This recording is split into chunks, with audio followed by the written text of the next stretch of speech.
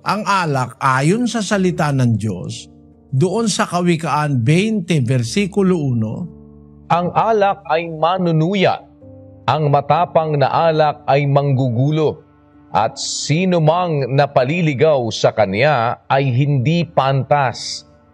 yung sinasabi na pag masama pakiramdam ay iinom ng alak. Actually, yung alak na matapang, pinapainom yan sa mga sundalo na nasugatan, yung mga nagdidelirio, yung malapit mamatay, para wag masyado silang mahirapan sa sakit. Ang alak kasi nakakadalin ng senses. Yung mga nerves natin, yung mga nerve ending, naapektuhan ng alak para wag mong maramdaman yung sakit. Kaya nga sabi ng Diyos dun sa 31:6 ng Kawikaan, Bigyan mo ng matapang na inumin siya na handang manaw, at ng alak ang mapanglaw na loob. pagka malapit ng mamatay, pinapabigyan ng Diyos ng alak. Doon sa panahon na yun. Kasi nung panahon na yun, wala namang mga pain reliever noon sa panahong nakaraan. Panahon ng mga Israelita, masakit halimbawa yung nararamdaman ng isang tao malapit ng mamatay, para siya ay maginhawahan, pinapainom ng matapang na alak. Pero ang matapang na alak, hindi para sa taong malakas, malinaw ang isip, hindi para doon. Guguluhin ng alak ang isip mo kasi ang sabi sa Biblia, ang alak ay manunuya, ang matapang na alak ay manggugulo. Sabi mo, giginhawa ka. Talaga kasi may alcohol yan Masakit ang ulo mo, minom ka ng alak, may alcohol yan Pero kung nag-iisip ka, yung side effect niyan, unti-unti yang nakaka-addict hanggang maging lasenggo ka na. Basahin natin ang 23:31 ng Kawikaan. Huwag kang tumingin sa alak pagka mapula, pagka nagbibigay ng kanyang kulay sa saro. Sa huli ay kumakagat ito na parang ahas at tumutukang parang ulupong. Ang iyong mga mata ay titingin ng mga katuwang bagay, at ang iyong puso ay nagbabadya ng mga magdarayang bagay. Oo, ikaw ay magiging parang nahihiga sa gitna ng dagat, o parang nahihiga sa dulo ng isang palo ng sasakyan. Kanilang pinalo ako, iyong sasalitain, at hindi ako nasaktan. Kanilang hinampas ako, at hindi ko naramdaman. Kailan gigising ako? Aking hahanapin pa uli. Paglasing ka na, paluin ka man, sabi mo, hindi ako nasaktan. Hinampas ako, hindi ko naramdaman kasi wala ka nang pakiramdam dahil kargado ka ng alkohol Ano ang mangyayari? Kailan ako gigising?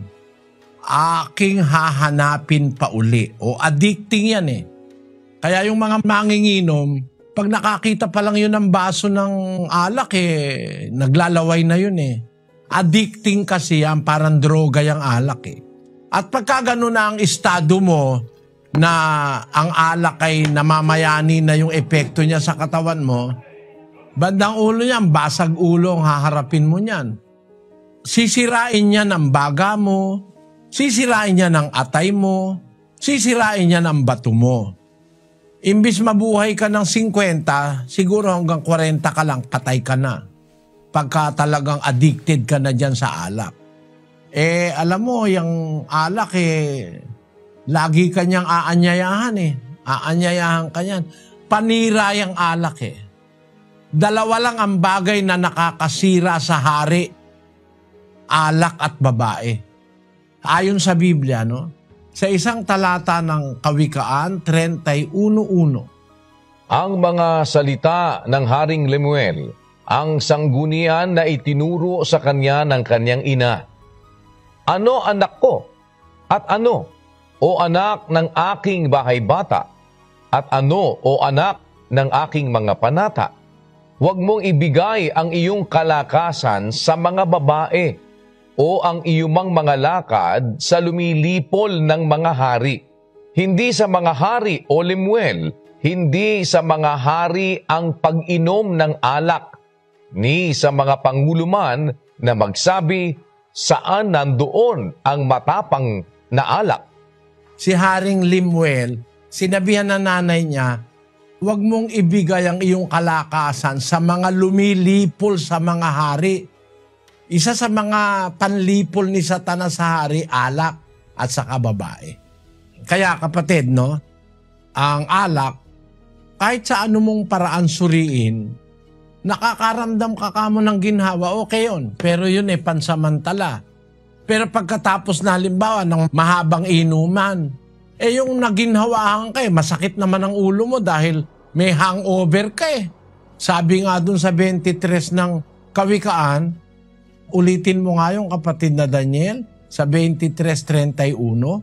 Huwag kang tumingin sa alak pagka mapula, pagka nagbibigay ng kanyang kulay sa saro.